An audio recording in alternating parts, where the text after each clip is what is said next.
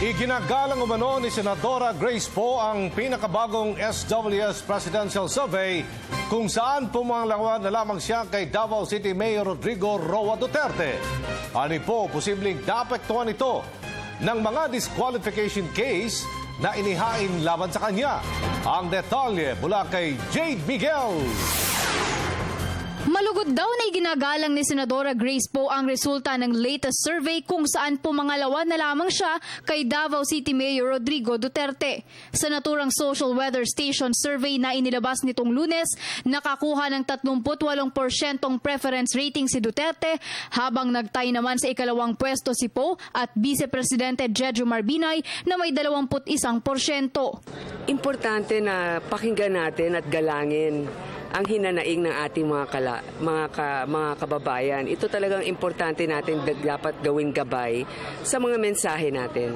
Hindi naman na raw ito kinagulat ni Poe at sa halip niya ay mas tututukan na lamang niya ang pagtatrabaho. Marahil din daw ay nagkaroon ng epekto ang mga disqualification cases na inihain laban sa kanya sa naging resulta ng survey. Pag-aaralan, sa tingin ko, may malaking dahilan din dyan. Siyempre, hindi rin alam ng ating mga kababayan kung tuloy ba ang laban natin. Para sa akin naman po, tuloy po yung laban natin. Sa kabila ng mga nasabing kaso, tuloy daw ang laban ng senadora sa kandidatura sa pagkapangulo at nag-iwan pa ito ng mensahe sa COMELEC hinggil sa desisyon ng ikalawang dibisyon na siya idiskwalipika. Hindi ka pwedeng basta-basta lamang magtanggal ng mga tatakbo at pag hindi ito makatarungan, sapagkat ang susunod na leader ay mas lalong mahihirapan kung walang tunay na mandato.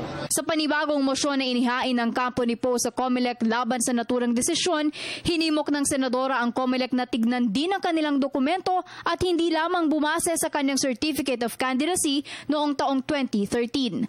Para sa Telebisyon ng Bayan, Jade Miguel.